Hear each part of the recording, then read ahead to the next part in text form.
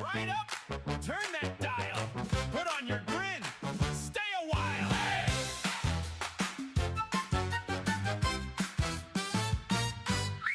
News gets weird, they've seen stranger. Big red phone for calling danger. Wade's got charts, Carter's zingers, pointing fingers at the big spin slingers. It's the Wade and Carter Show, where your crazy headlines go. Roasting all the grand proposals with their coffee have in tow. They'll laugh, they'll rant, they'll roll, keeping big plans on patrol. Grab your seat, enjoy the blow-by-blow on the Wade and Carter Show. Oh yeah! Tax hike here, rule book longer. They poke fun, make your spine feel stronger. One says hold up, one says please. Both say freedom louder than the DC breeze. It's the Wade and Carter Show, where your crazy headlines go. Roasting all the grand proposals with their coffee half in tow. They'll laugh, they'll rant, they'll roll, keeping big plans on patrol. Grab your seat, enjoy the blow-by-blow on the Wade and Carter Show. Turn it up and let's all go. It's the Wade and Carter Show.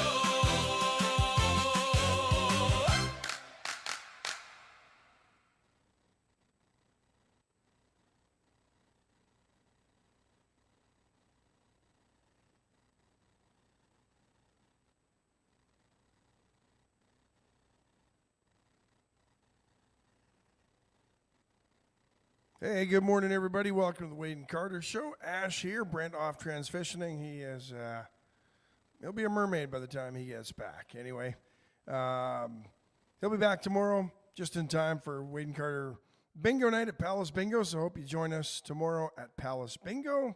Don't forget, today is Caldo Wednesday, so get over to Veracruz, enjoy a steaming hot bowl of caldo for lunch or dinner. We're live from the Anson Offer Studio, as we are every single morning. Want to thank everybody for joining us this morning. Welcome to Mark Kurtz, Scott Tomko, and Crystal Mapp, the first three on the podium this morning. Torrin Bales in, Greg Garcia, Marvin Mickish, Scott Snow, Bobby Leister. I'm sure Bobby will be enjoying the caldo today. Buddy Stavanoa, good to see you, sir. Ricky King, John Anderson, Sherry Jacobs, Lisa Poole, Justin Glass, Jordan Glass. Thanks for checking in. Wade and Carter Weather brought to you by the great folks at AT Deerlam Hayfeed and Ranch Services. Today, probably much like yesterday by the looks of things, 71 degrees currently, heading to a high today of 84. Might be a little cooler than it was yesterday, but things looking pretty good. Looks like a better chance of rain on Saturday and Sunday now. The forecast showing maybe about an inch total on Saturday and Sunday. So get to Deerlam Feed, get the Wade and Carter blend, the 21-7-14 blend of fertilizer, get it down before this weekend, and you'll be good. John Paul Hull checking in, Wendy Hughes Garcia, Tammy Keeling. Good morning, everybody. So it seems like in patrolling the networks this morning, everybody's talking about the Artemis 2 today. 322 feet this thing is.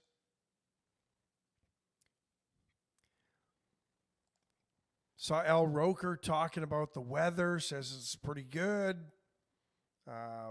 Tomorrow doesn't look so good if they have to scrub it, but I don't know. I don't know. I'm maybe because I grew up in an era where moon exploration already happened. This doesn't excite me that much. Am I alone in this? How do you all feel?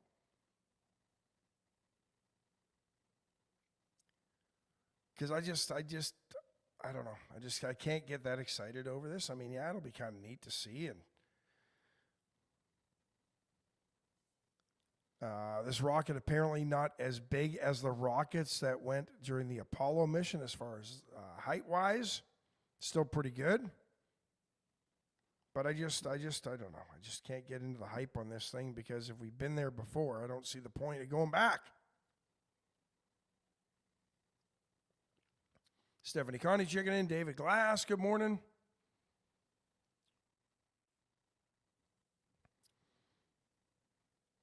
And where are all the environmentalists on this thing? You would think for all the screaming they do for ruining this planet, they'd be all over social media,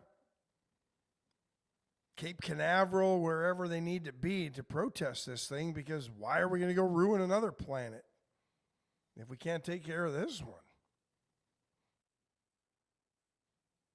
Scott Tomko says, yeah, it's a meh for me. I'm kind of with you there, Scott. Scott says they're too busy with their No Kings rallies. I guess, but I just don't. I don't know. I just can't get into the Artemis. There's things maybe more pressing. President Trump tonight apparently going to deliver a primetime address. What the White House is calling is an important update on Iran.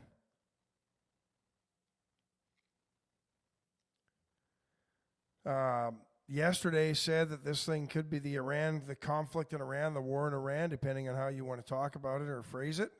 Could be over in maybe 2 weeks, 3 weeks, something like that.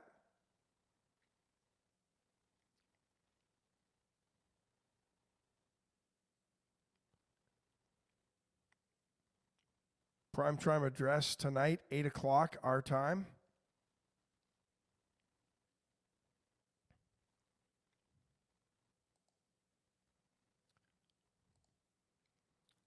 Trying to refresh my memory. What was it? 4 to 5 weeks, I think that president said that this conflict would originally last. And we're into what, the 5th week now?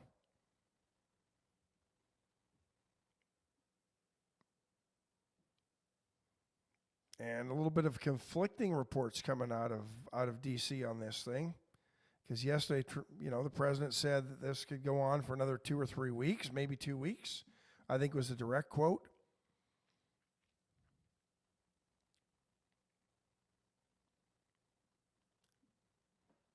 But Secretary of War Pete Hegseth at a briefing yesterday said that it could be any particular number of weeks. He said 4 to 6 weeks, 6 to 8 weeks.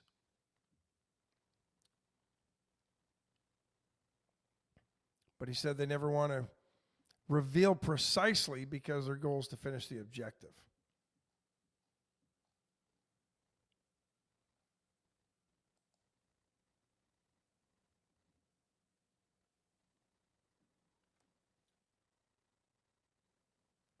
Wendy Hughes Garcia says she's excited for her friend Dustin, who was one of the designers of the spacesuits for the Artemis mission. That's pretty cool.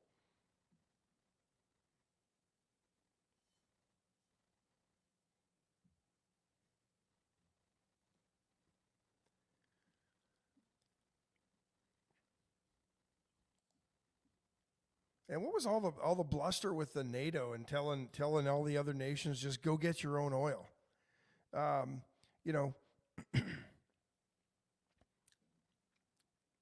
Here's some of the things, and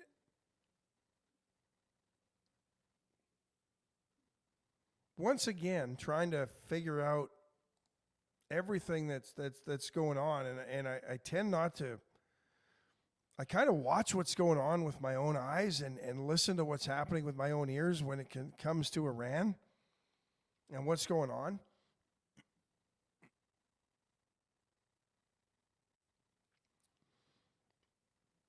Because now, and don't get me wrong, I agree with the president and most of his policies. I from day one, I've differed on Iran. It just smelled too much of George W. Bush's weapons of mass destruction in Iraq for me.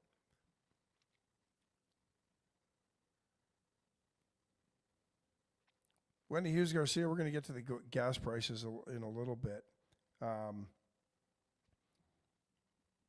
But yesterday, the president was blasting NATO nations again.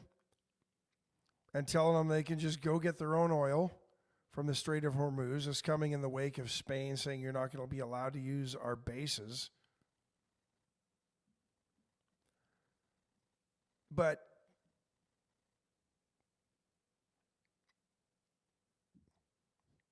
this was an attack. Remember when this happened 5 weeks ago now, or 4 weeks and change as we're into the 5th week. None of the NATO nations knew about this. Remember, they were surprised. They were complaining that Trump, as an ally, didn't give them a heads up. And then I guess you're going to be surprised when you're not allowed to use certain bases. I don't know.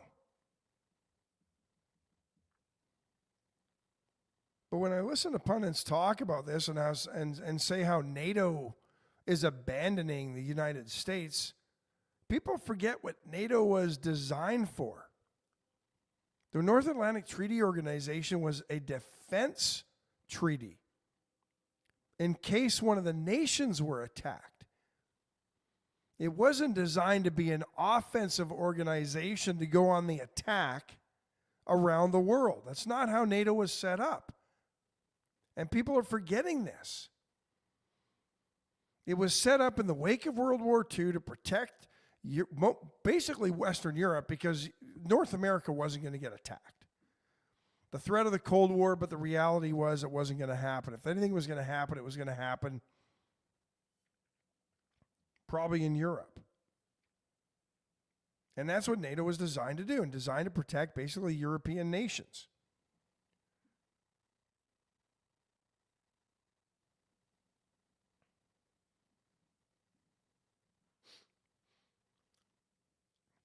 And Stephanie Carney says Iran needed to be taken care of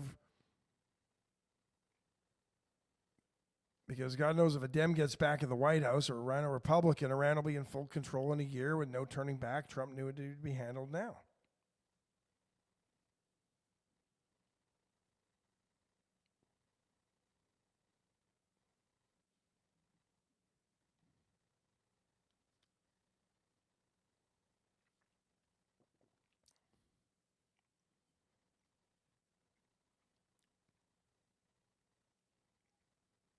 Oh, they're a problem. Don't get me wrong.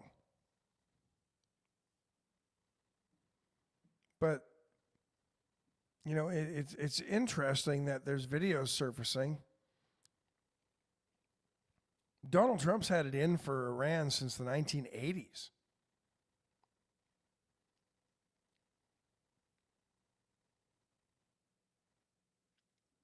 Felt leadership then wasn't strong enough. There's an interview with Barbara Walters floating around where he says that they should have gone after him.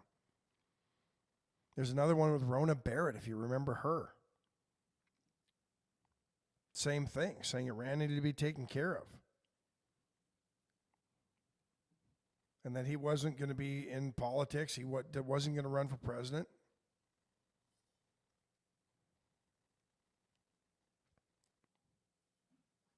And I think this is about oil. I think this is about strengthening the petrodollar. I mean, what else? What other reason? I mean, you can say it's to stop global terrorism, but you're never going to stop global terrorism.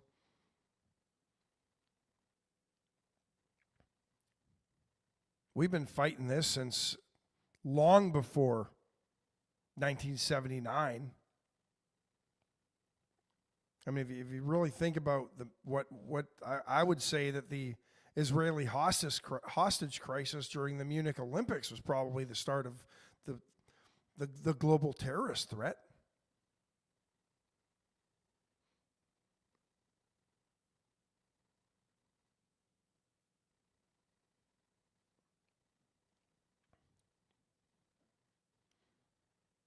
But I don't see the end game here either.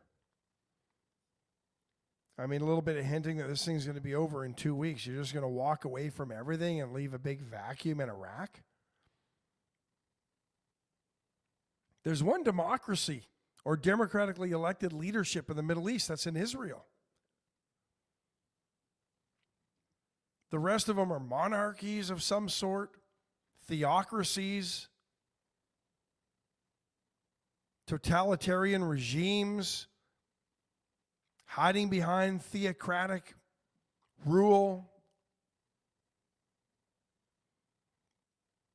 terrorists in charge.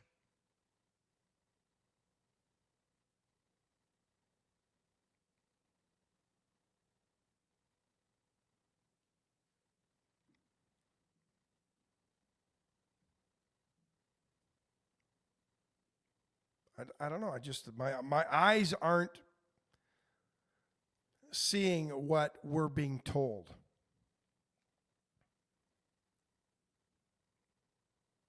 I think the neocons and the military-industrial complex won out on this one.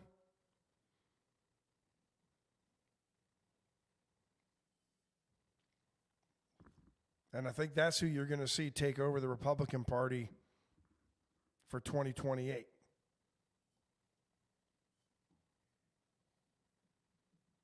So that's where I think this is going. I don't know. We'll see what the president says tonight during his address.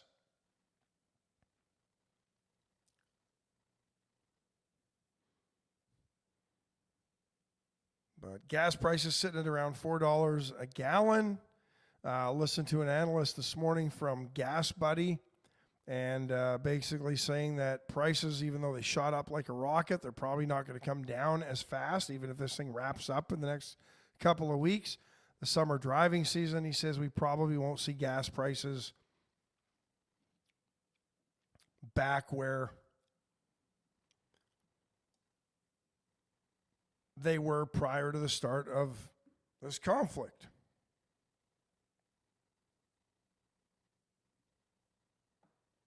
Apparently, I had missed a phone call.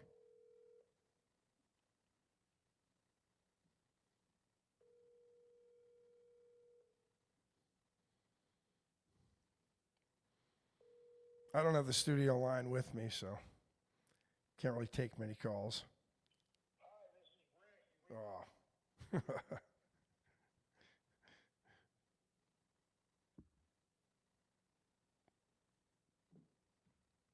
Anyway, so we'll see. Gas prices probably not going to come down to where they were pre-Iranian war, conflict in Iran, whatever you want to call it.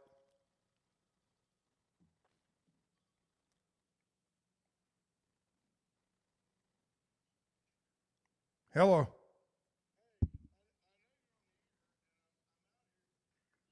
Just a little under waist deep, about 5 miles south of Port Mansfield, Texas, standing in the bay. And I'm listening intently as we're trying to rationalize or figure out why we're in a skirmish with Iran. And it's like, well, maybe it's about the petrodollar. Maybe it's about regime change. Maybe it's about terrorism. I don't care what it's about. It was time to do it. It's been time to do it. Trump recognized it in 1987 with Rona Barrett. And every president since has been too soft, too weak, and too childish to just go whip their ass. I'm tired of hearing about, is it about the petrodollar? Is it about regime change? All these things are good. Any of these are an adequate reason to blow them up. And if we keep them from having enriched uranium, which they bragged about, if we keep them from having a nuclear weapon, it's better for the world. Period. Done. End of story. Quit trying to figure out why we're doing it. If the petrodollar collapses, we're probably one of the brokest countries in the world. That's another decent reason to go to war. I'm not trying to figure out why we're doing it. It's pretty apparent why we're doing it. We're kind of, second guessing the president. Then you're also second guessing Bush 1, Bush 2, Reagan, Clinton, Obama, who all agreed. They all, in some form or another, tried to deal with these crazy Muslims. And now somebody finally did it. And instead of just saying thank you, we keep trying to make a list of, I can see your leftist listeners just crying right now because he's just so mean. And this whole war is to cover up the Epstein files. It's just the dumbest group of people on the planet. So I'm going to keep listening, but if the apologetics are kind of ruining my fishing trip. Then go fish. All right, go whip their ass and get it over with. This deal will be over in 1 month. Go fish. Bye. No, I'm not saying Iran didn't have it coming. I'm struggling with I just don't see how you send 3,500 troops to the region and boots are not going to be on the ground. And it kind of gets away. I don't know. Anyway. Stephanie Connie says, amen. Monty Howard checking in. Hi, Marina.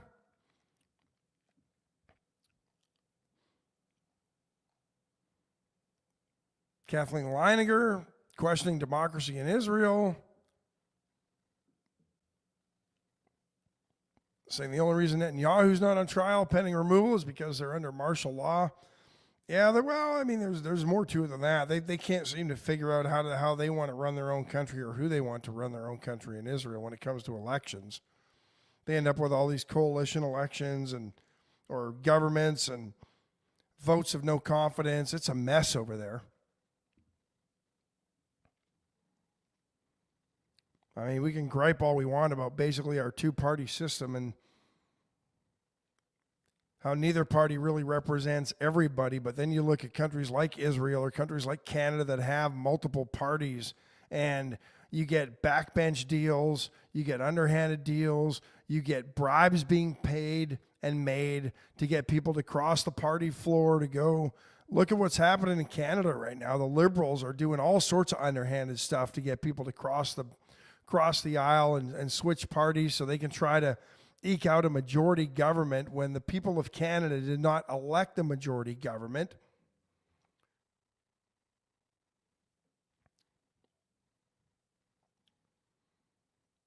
Politics is a dirty game.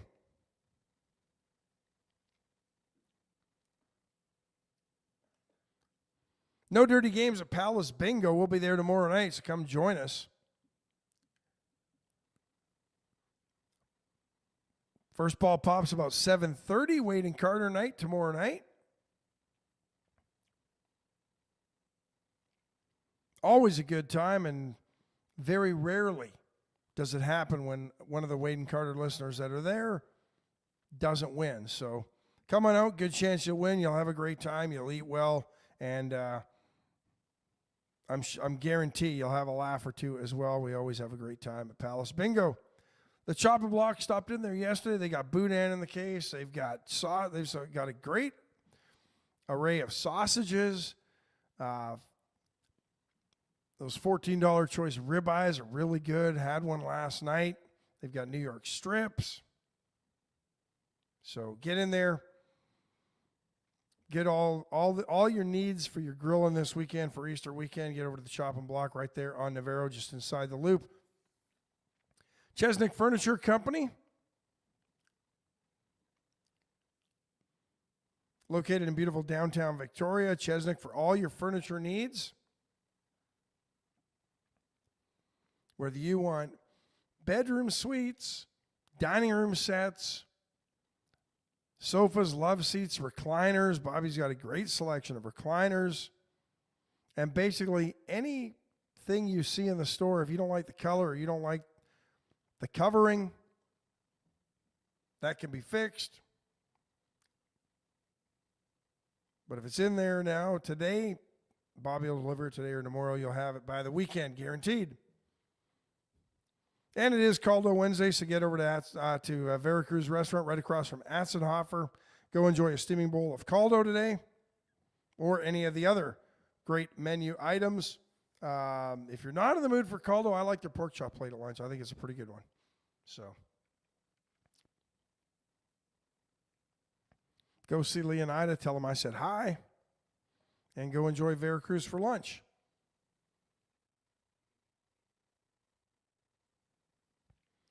Yeah, we're going to get to the Astros in a little bit here, Greg.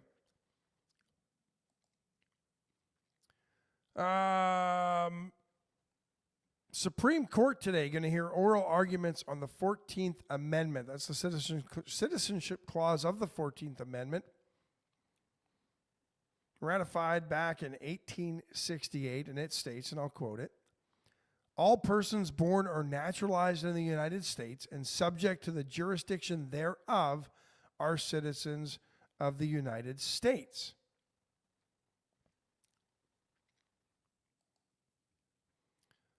Too many people, in my opinion, and I'm not a lawyer, but I believe this, they think that this means that anybody born here is subject to the jurisdiction of the United States. I believe, and this really centers around illegal aliens, anchor babies, and all that, vacation. There's a growing trend of people planning vacations to have a baby in the United States just so that baby can have a citizenship.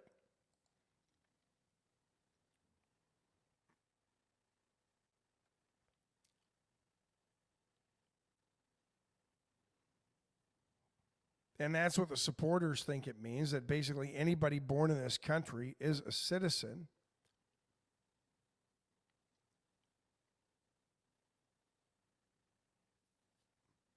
And there are those who believe that that was never meant to apply to children whose parents aren't here legally and have allegiance to this country. So if you sneak into this country illegally, have a baby, your baby is not a citizen, and that does not give you a path to citizenship.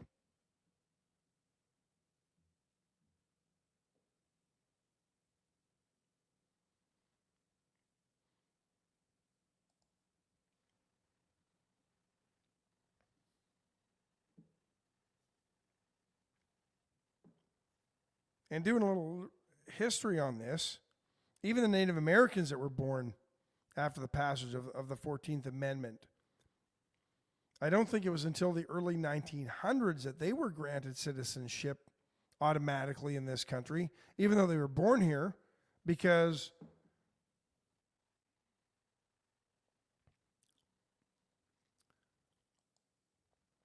the allegiance of their parents was to their tribe and not necessarily to the United States of America.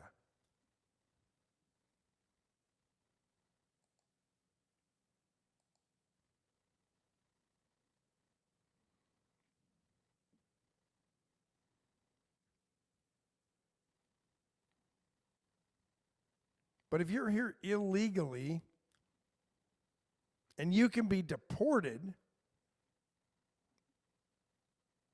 you really aren't a subject of this country, are you?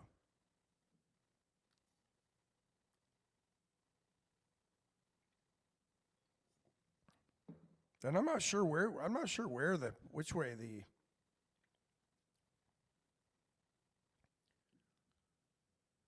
Supreme Court's going to weigh on this one. I think it'll be close.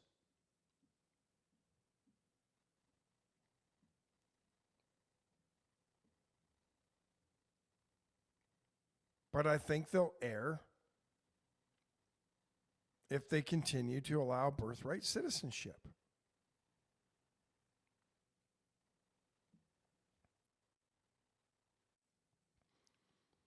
And all the oral arguments, I guess, will be centered around the executive order that Trump signed on his first day in office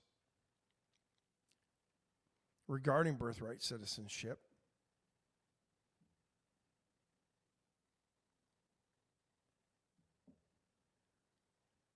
So apparently 9 o'clock local time is when this case will be, or the oral arguments will begin in this case.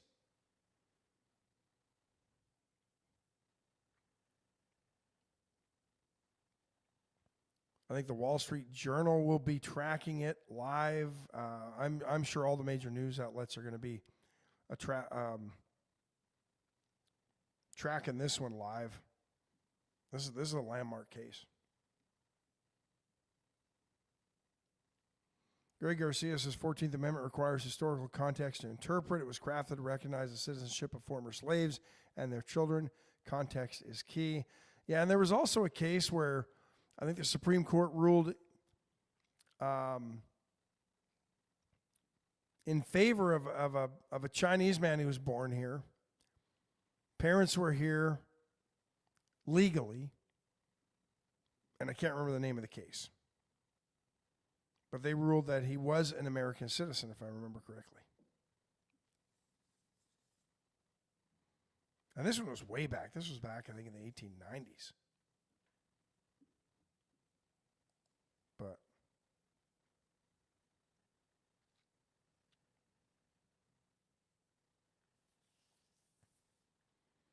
I think the president will be attending the oral arguments at the Supreme Court today. He's also got an Easter lunch planned, policy meeting, so it's going to be a busy day for the president.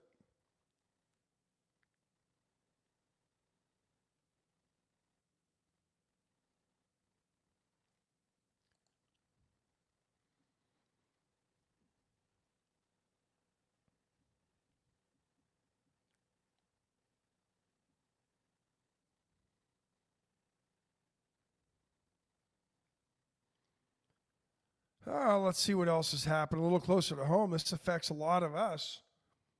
I mean, the birthright citizenship thing could affect a lot of folks here as well, but apparently around 3.5 million Texans who are enrolled in the Supplemental Nutritional Assistance Program, or SNAP, will no longer be able to purchase candy or sweetened drinks using those benefits.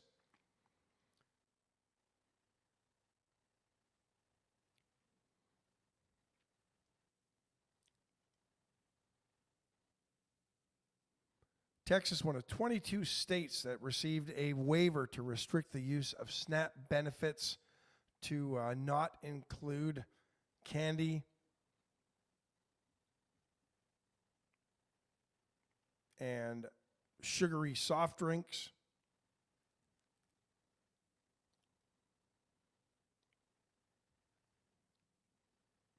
The advocacy group Every Texan says they're worried that these changes will lead to more Texas families going hungry.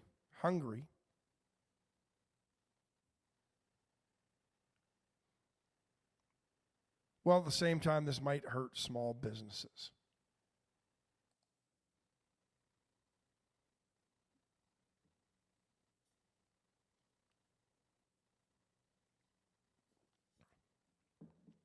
So you're no longer, I guess, going to be able to walk into the corner store and grab a couple of Snickers and a couple of Dr. Peppers to feed your kids. That's a bad thing?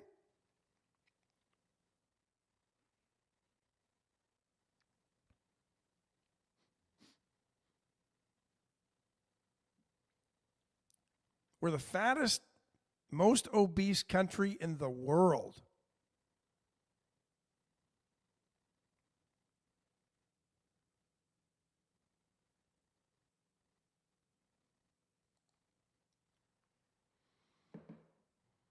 And Every Texan Deputy Director Lorna Ramage is worried that these changes will lead to more Texas families going hungry. I mean, if you're filling your kids up on sugar, high carb, convenience foods, your kids are hungry all the time.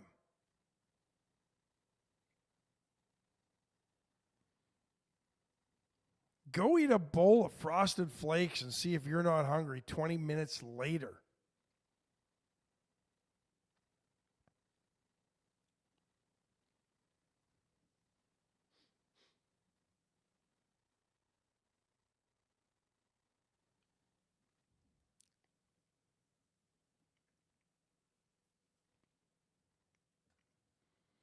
Wendy Hughes Garcia says SNAP should adopt a model like WIC, where you can only buy certain items from a set list.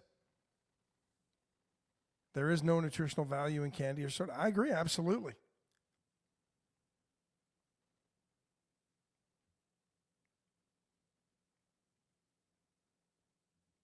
I don't have a problem. I don't have a problem with SNAP and the changes.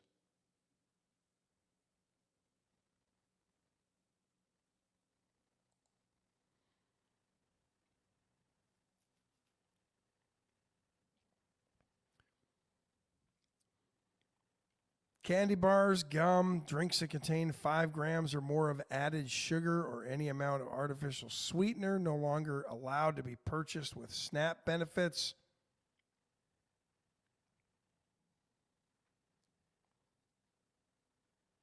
I don't have a problem with this at all. I really don't.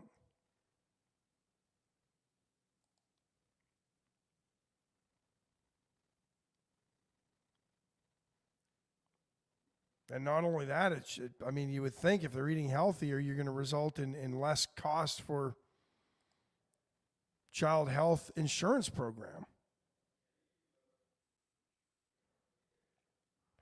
So good on Texas for taking this stand.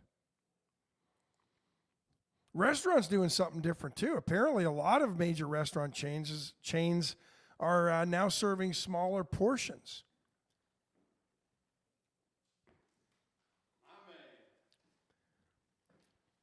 Olive Garden, one of those, but apparently because of the rise in GLP-1 medications, the Ozempics, things like that people are taking, that cut your appetite, that force you to eat smaller portions, restaurants are starting to do the same thing. So, interesting. Some are, some aren't. Let's see what else is happening. Real quick before we get to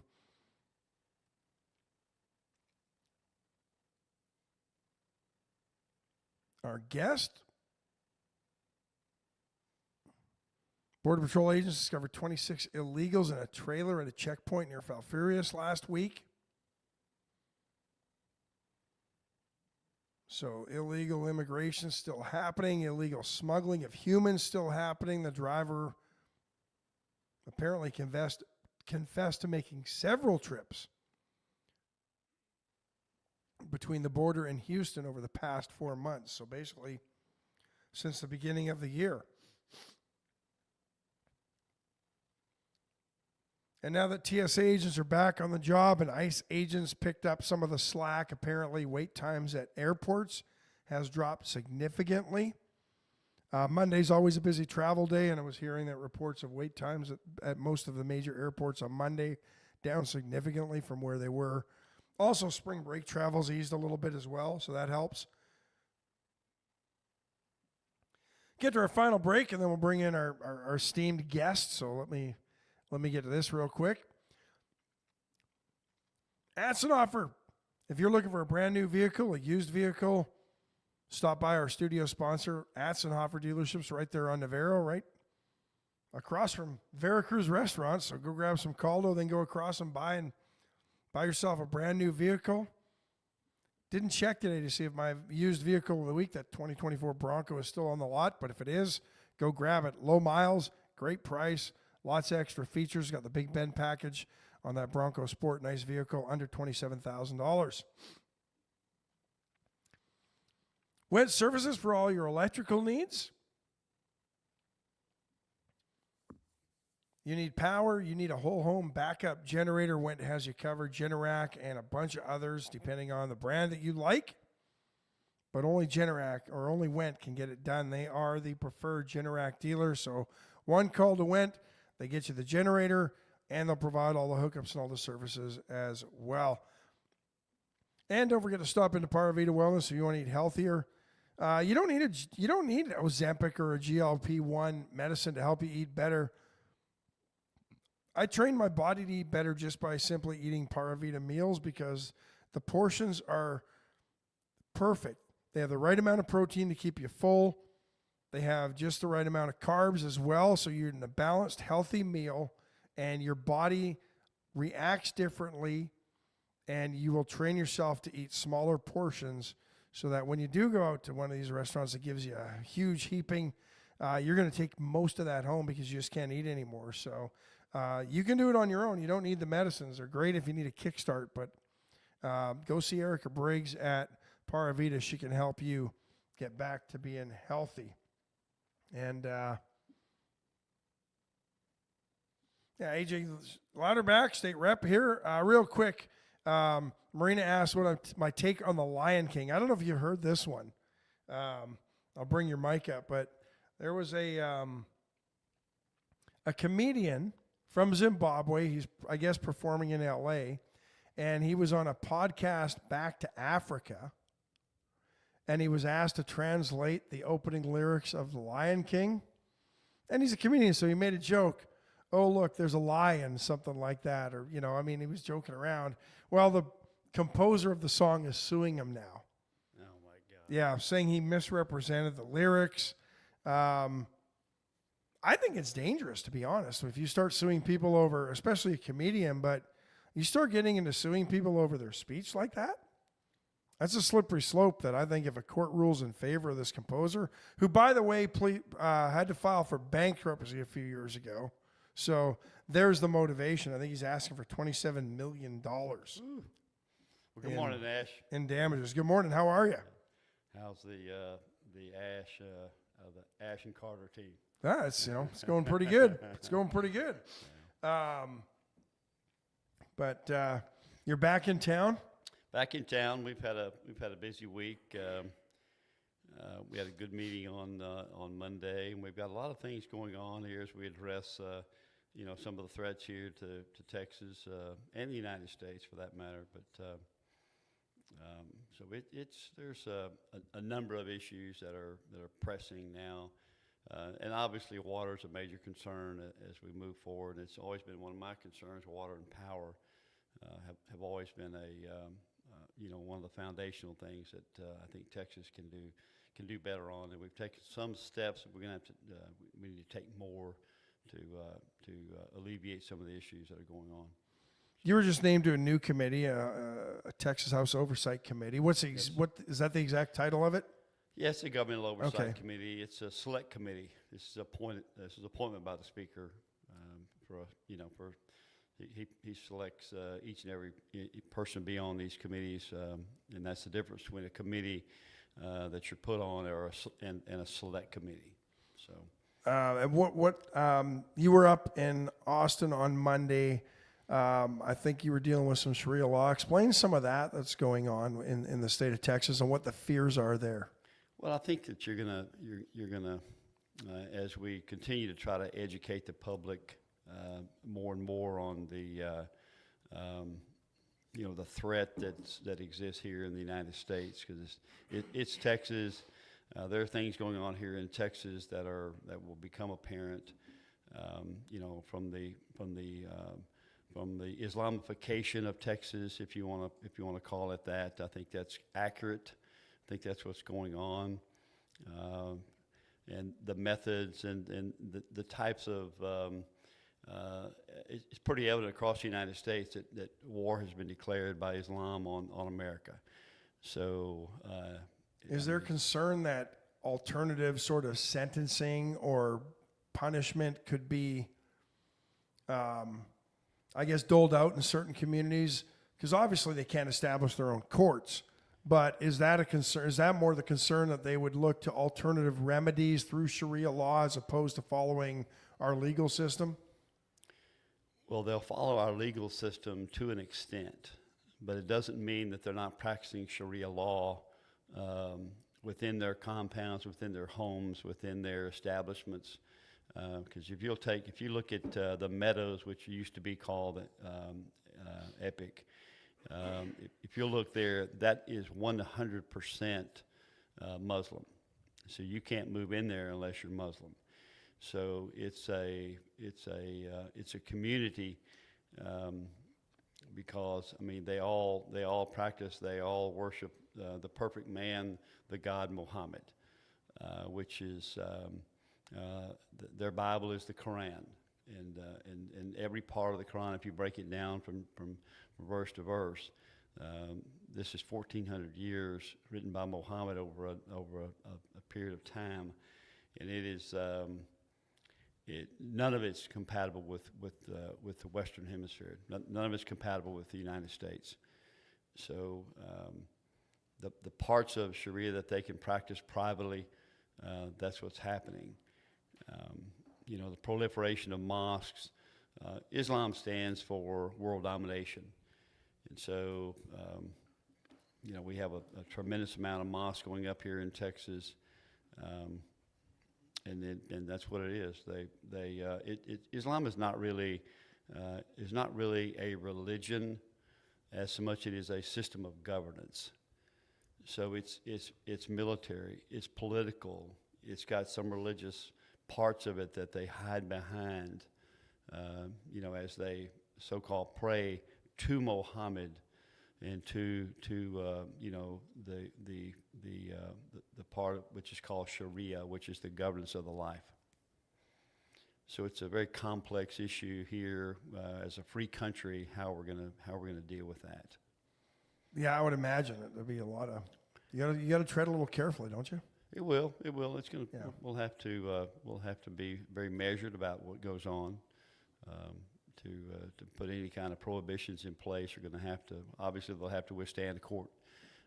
The system here, judicial system here. So that's heavy on everyone's mind. You mentioned something about the meadows that I found interesting. Has anybody tried to challenge a non-Muslim who wants to buy a house there? Has anybody tried to challenge?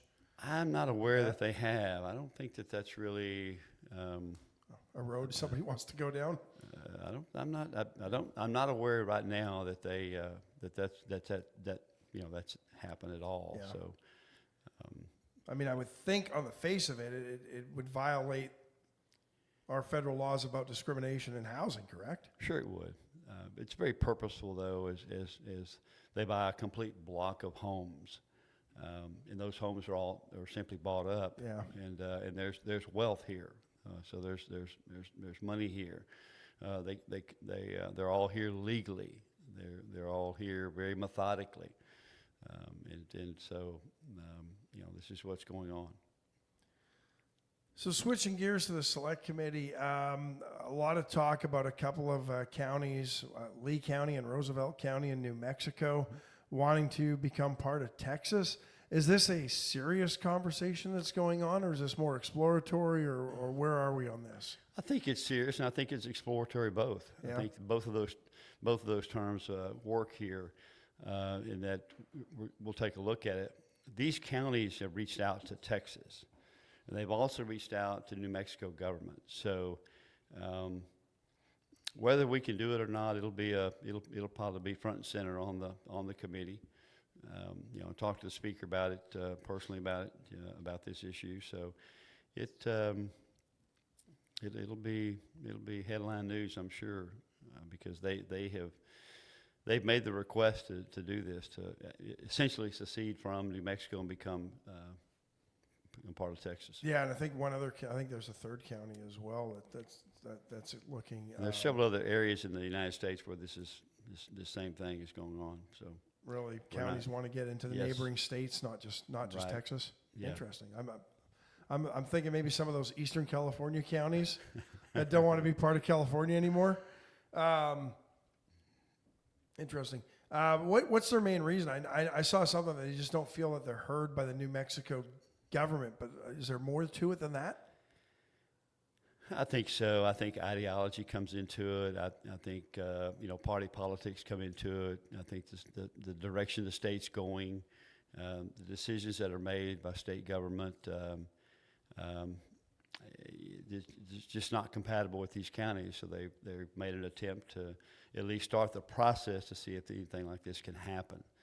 So again, we've got the court system here in the United States that'll become involved, I would think, at some point in time.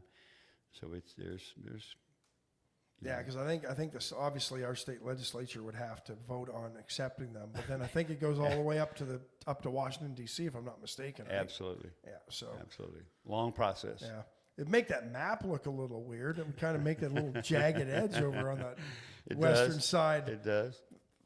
We'd have to change our logo just to work it out. But 160,000 people, I think, that would be affected by that move, looking at what I saw with the populations of those three counties. So oil rich as well, and I'm sure that'll be a big reason why New Mexico might want to hold on to them.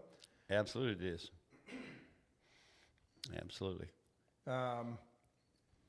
Interesting times. Yeah, very interesting times. I don't recall, I don't recall conversations like that, at least since I've been living down here, ever happening. What do you make of what's going on in the Middle East right now? I think I think we're right where we need to be. We've got a president who won't kick the can down the road.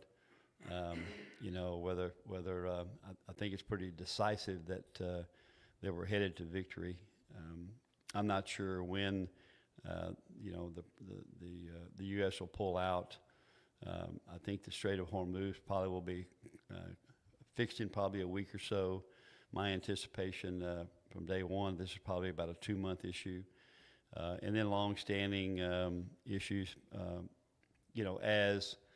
and one of the real keys is if the IRGC can be replaced and they can actually have some type of governance which is actually for the people instead of against or a murderous type regime that they've since 1979. This is what they had. The picture of Iran prior to '79 was wealth, a healthy country, and when radical Islam took over, I mean that's what we have: death and destruction. They have two main enemies: Israel and the United States. And so, in Israel, every 24 hours. I mean, there's a threat of some kind of ballistic missile or some type of ordnance coming into where you live. And so, imagine living under those conditions as Israel has for many, many years.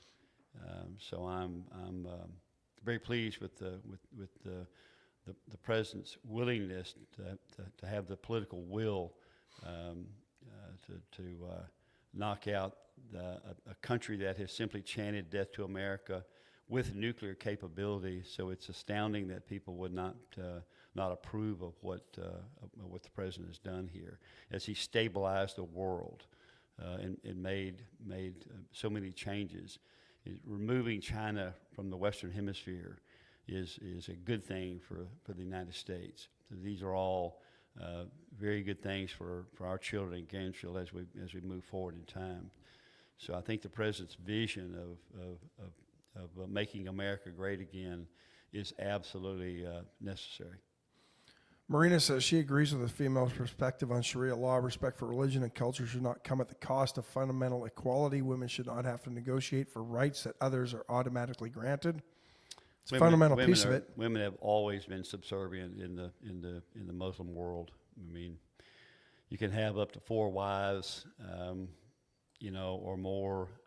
You can have 25, 30 concubines. It's really a very different way, a very different culture than it's not going to assimilate here. Yeah, they can't. This is the teachings of Muhammad. I mean, these are resolutes. There's 52 Muslim countries, and I think if you want to be Muslim, to go back to one of those countries. It's interesting they don't seem to immigrate to another Muslim country, right? No. 1,400 years worth of going to other places for world domination, which has always been the goal. SNAP benefits go into or reduced SNAP benefits go into effect today. A law you voted for. Yep. Have you been hearing from any negative comments from constituents or anything? I have not heard a negative comment one. Or is this mostly just a bunch of blowhards being offended on behalf of people who they think should be offended but probably aren't? Well, it could be. I've yet to hear from anyone in this district. I've been around several of my colleagues where there were like 16 of us here the other day that we were talking about certain things, and no backlash on that at all. Good to hear. What else is happening in how's the campaign shaping up for November? We're in good shape. We'll start probably August, September as we move forward.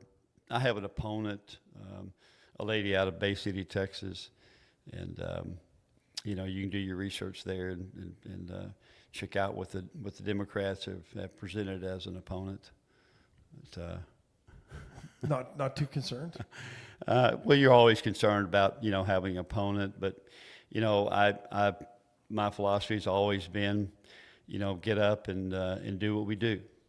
So I've always been a person that believes representation really can't happen unless you're engaged with the public. In each of these counties, I mean, that's what we do. We get up and go. We're always in campaign mode. We're always on a treadmill, always working, and so that's how we operate. Yeah. You think water's going to be one of the bigger items on the agenda in 27 when you guys get back to the legislature? I do.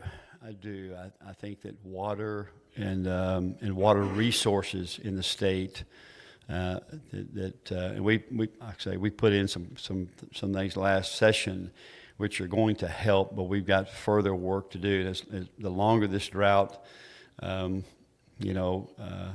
exists, we're going to, but we've got to have the vision to take care of Texans.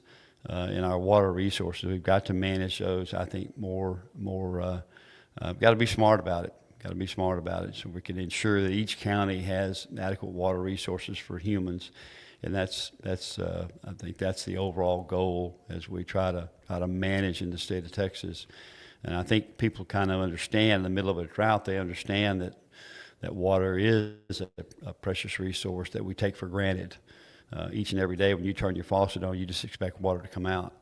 And so as more and more people, I do get a lot of comments about that. I get a lot of folks in the office. I get a lot of texts and phone calls about it. So it's a huge issue right now, as the drought exists here in the state. So we're very, very dry. And Texas seems to be a hotbed or a hub for a lot of data centers. Data centers use a lot of water. How is the state, or how are you as legislators going to manage that or balance that? Because that's industry, that's jobs, that's economic activity for the state, but it also is a huge drain on, no pun intended, on the water resources or the scarce water resources that we have. Well, there's a two-step plan in place that, in other words, as a data center, which they're very profitable and they're very good for counties that can land a major data center. So this is a very good business to get into, but it's essentially a closed loop system. If you're going to get a permit to open here in Texas and do business here in Texas, you're going to have to bring your own power. It's going to have to be self-generated. So the ERCOT will not approve any data center. We don't have the power right now to handle any of these. There's thousands of applications that are in Texas right now, but we don't have the power to do that. I mean, these things take major gigawatts to operate, and so if they can self-generate and they can recycle water, they may get some acre feet of water from a particular county, but they're gonna be required to recycle that water, much like nuclear plants do today. Okay. So it's because we can't afford the drain of the population. Yeah. So pretty Good to know. simple. Pretty simple fix. Yeah. No, I'm glad to see the state's looking at that and taking that. We're at the top of the hour, AJ. Appreciate you stopping by. Thank you very much. Absolutely. Absolutely. Honored to do it. What else on your agenda for this week? What's the top of mind? Yeah, well, as we move into Easter, it gets a little bit lighter. I think we've got 3 events today to go to. So had a very good event yesterday. A new business here in Victoria called Flasher. It's kind of an upfitting business for law enforcement, public safety, fire EMS vehicles. Okay. For radio installations and completely upfitting a law enforcement vehicle today is a pretty massive undertaking. So it's so glad to see them opening up here, they have a major business in San Antonio. Really, we call it upfitting a vehicle where we're ready for patrol use, or ready for ambulance use.